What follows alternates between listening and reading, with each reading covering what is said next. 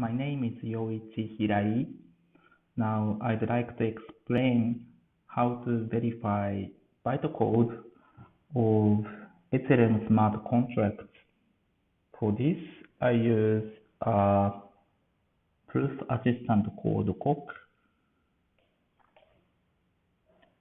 To install this, I use a package manager called opam. You can find it at opam@ocaml.org.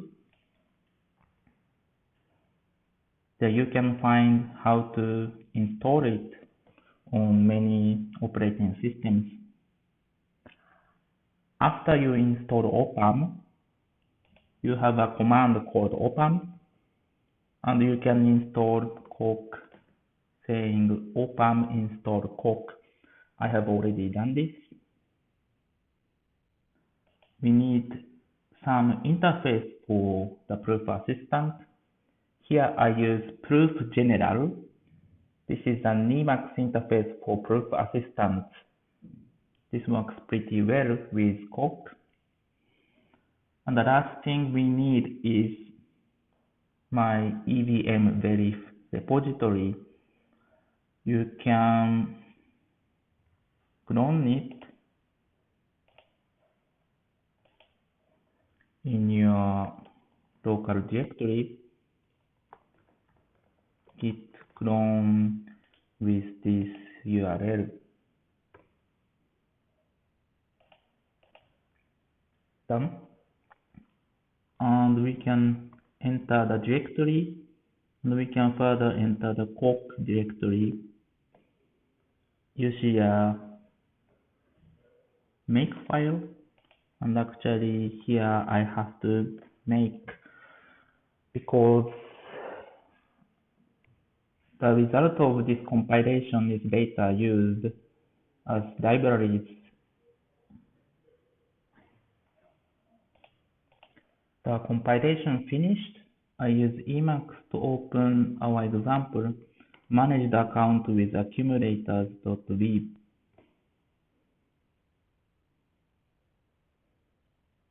You see a nice picture, which is the logo of the proof general. Now I open the file. Let me make the font bigger. Now this file contains a bytecode program and its specification and a proof that the implementation satisfies the specification. The contract is called managed account with accumulators, and it's a contract that keeps track of the accumulated income and spending. The contract uses storage index 0 for keeping track of the income so far, and the storage index 1 for keeping track of the spending so far. And this should be maintained correctly. There is a owner of this contract, and only the owner can spend the fund in this contract. In this video, I skip many details. The main focus is on the experiences, how people can interact with the theorem provers or proof assistants. So you see some blue parts followed by not so blue parts. The blue parts have been checked by the proof assistant Coq, while the rest is not yet. In this proof general interface, you can use Ctrl+C followed by Ctrl+N to make Coq read one more line or one more sentence. Here are some library imports. I skip them. I just pass them. And here is the implementation of our smart contract today. I'm defining one constant number, 13, followed by a sequence of opcodes. So here I'm defining a constant called a function called managed account with accumulator code, which takes one argument owner and produces the following program. It's a sequence of opcodes. The argument owner is used here, so it's pushed into the stack somewhere. But apart from that, it's very simple sequence of opcodes. The proof assistant Coq says it's well formed. No, it has just checked it's a sequence of opcodes. And the following is the specification. First, I define a condition, an invariant that should hold always whenever the contract is not running.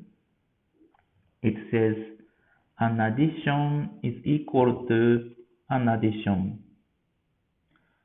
The addition of the balance of this contract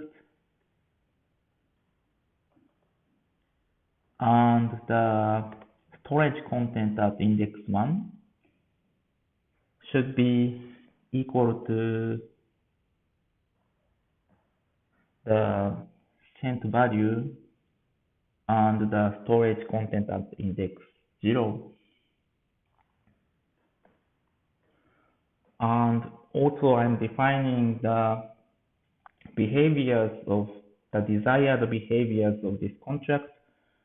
One behavior is failure, because the user might or an attacker might supply invalid arguments, then we should fail.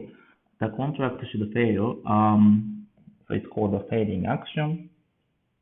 The failing action takes one argument cont.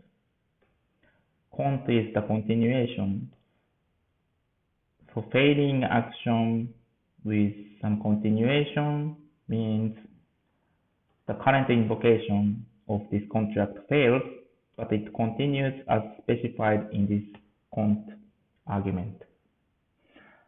There's another behavior called receive ether, and actually it's just returning nil, an empty data. There is a third behavior called sending action. This happens when the owner specifies that the contract should send some funds, and it does so by choosing certain value and choosing certain recipient. The recipient and the value are here given as arguments. And now we are ready to specify the behavior or the specification of the whole contract. It is specified as a function called managed account with accumulators. Actually, this is the name of the contract.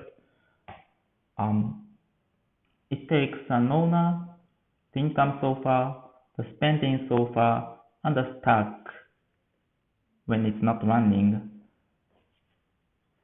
The contract must respond to three kinds of events: when the contract is called, and when the contract is returned into, and when the contract is failed into. So when this contract called another account, but this other account has failed, then the original account must do something. The specification has these three parts.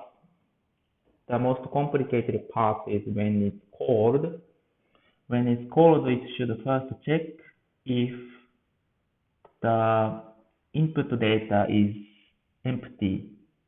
If that's the case, just receive the ether coming with it, and continue as a managed account with accumulators, but with some increased amount of accumulated income because it has received some Ether.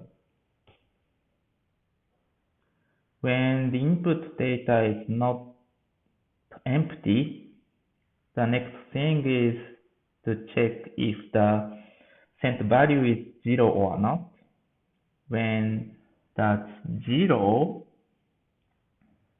maybe the owner maybe the owner is telling the contract to spend some Ether. So we check the length of the input data. If that's smaller than 64, the contract fails, something is wrong. Otherwise, the contract checks the address of the caller against the owner, and if the caller is not the owner, the contract also fails. You are not my owner. Otherwise, the contract parses the input data and obtains the recipient address and the value. The contract also checks the current balance against the specified value. If the owner has specified too big a value, the contract fails. After all checks, the contract might send some Ether to an address. And again, in this case, the contract has to continue, but in this case, with an some increased amount of spending so far. That's what happens when the contract is called. What should happen?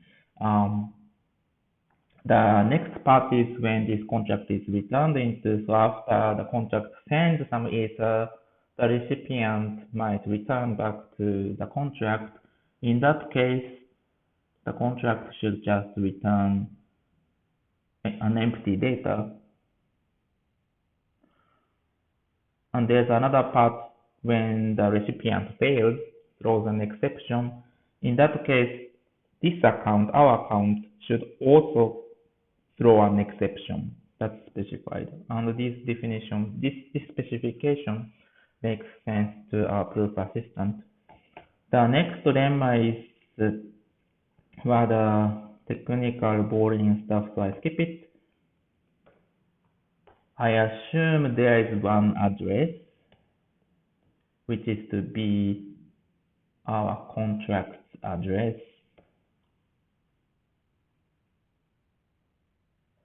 I also define how the storage should look like when the contract is not running. Our contract with this amount of income so far and this amount of spending so far should contain a storage with index 1 containing spending so far and index 0 containing the income so far. We draw a bigger picture how our contract should look like when it's not running. Here, the account address should be the address we have just assumed. The storage should be the thing we have defined. The account code should be what's written above. And the account balance should be the difference between the income so far and the spending so far. And we have another element called ongoing calls. This thing is for the entrance. When our contract calls another account and some other account calls back our contract, there will be multiple instances of our contract running, and the the inactive executions will be stored in this ongoing calls. We have another definition that specifies how we have another definition of this ongoing calls. These ongoing calls contain our contract instances that has just called another account. So the rest of the program should be this suffix, and the balance should be this amount, and the storage should be already ready for the next call.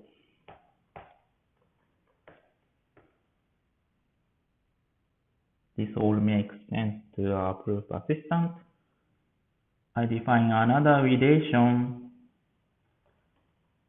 between a list of execution environments and a list of pairs of words.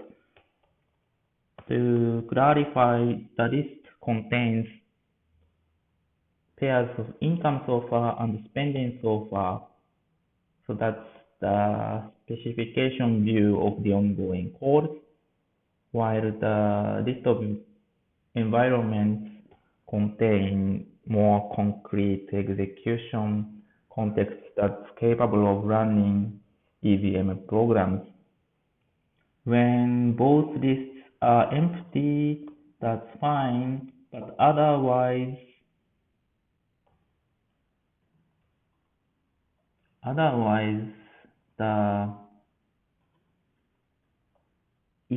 all elements should correspond in the sense of above.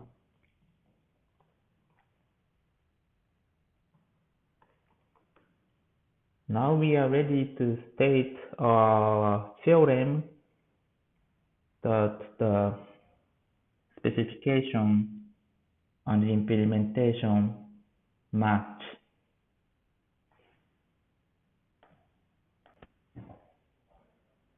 So this theorem assumes corresponding ongoing calls on the abstract side and the concrete side, and it concludes that the account state containing our bytecode, concrete storage, and so on should behave the same way as the abstract function I explained above, with an invariant.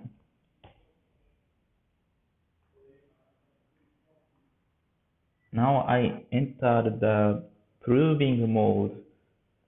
Below, I'm seeing a goal to prove, underline. Now the proof assistant is challenging us to prove this theorem. I tell it I use co-induction, and our goal changes. This line is important. Above this line is our assumptions, what we have, and below this line is what we have to prove yet. Our goal looks like for all something else hold. So we use for all introduction rule of natural deduction and some implication introduction. After this, our goal changed. Now we have more assumptions. We have an owner, we have a number income so far, we have another number spending so far, we have a list of execution context, we have a stack of pairs, and we have an assumption that the stack elements and the ongoing calls correspond. We still have to prove this thing. This thing is account state responds to something. Before looking, let's look at it now. What is this account state response toward this thing? is a relation between an account state, this is a concrete state, a response to a world, this is an abstract specification, and an invariant. And the only way to prove this thing is using this account step constructor. When you have these three lemmata, you can call account step to finish your proof. I go back.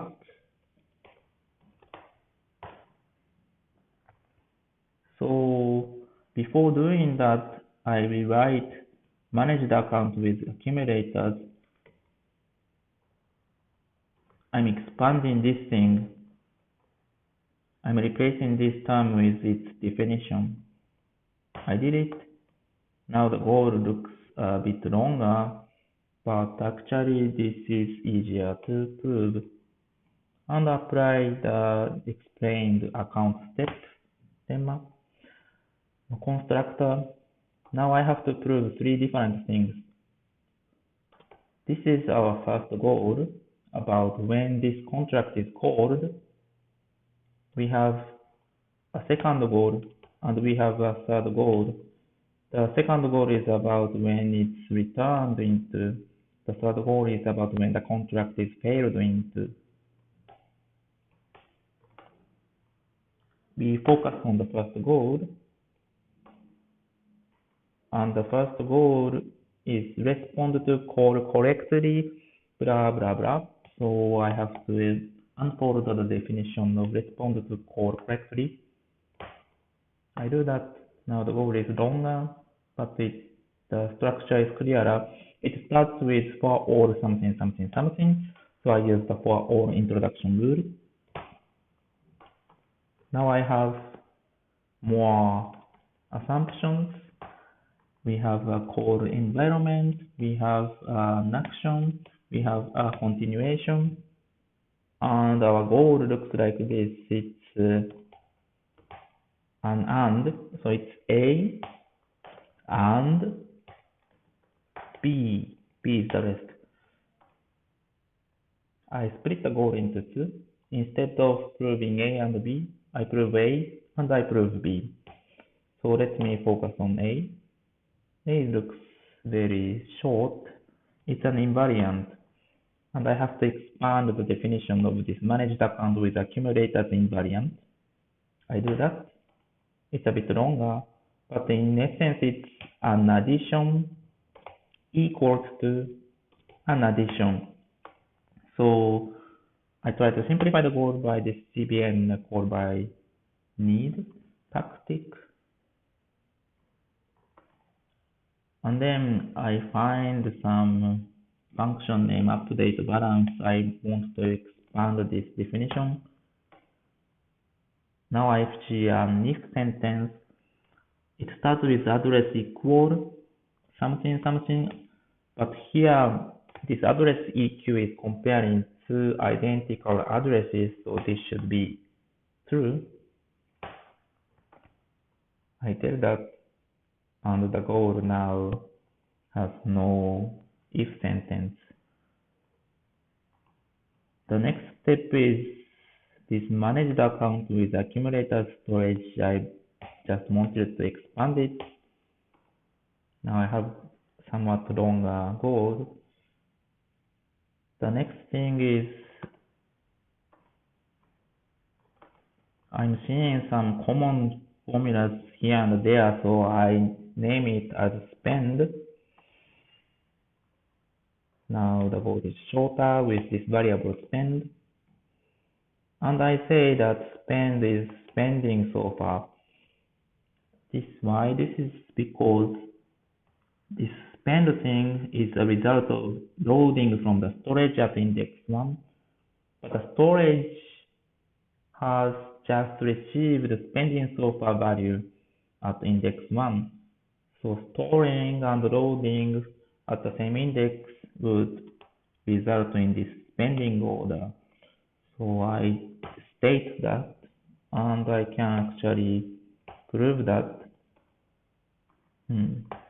At one point I have to say 1 is equal to 1, That's actually the case. So spending so far is spent. Now I can use this lemma. I do something similar for income so far. And then the goal is somehow simpler. What is the next step? Here, actually everything is just modulo, addition, and modulo. The rest is just some algebra. I just needed to change the ordering of addition and subtraction and so on. At the end, I see a goal with two very similar formula.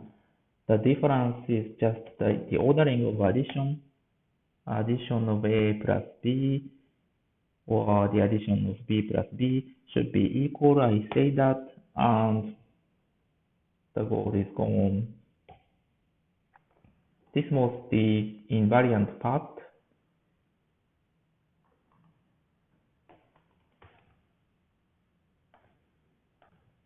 Actually, I have just checked that the invariant holds at the beginning of the execution. Now I follow the execution somehow.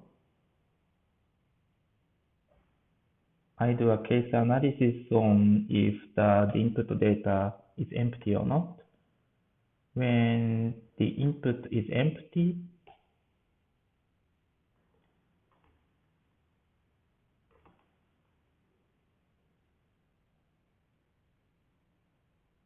we have to prove that the execution ends in certain execution environment, certain storage, and a certain balance, so that the result of this invocation is fine, and the remaining contract should behave as the original one, except it has more accumulated income. Now the goal looks like exist something. In Hawk, you have to spell out the exact content of these variables in order to prove exist sentences. But I cheat here. I say, Coq, you should be able to figure this out. What should satisfy this formula? This formula is again a conjunction A and B. So I split the goal.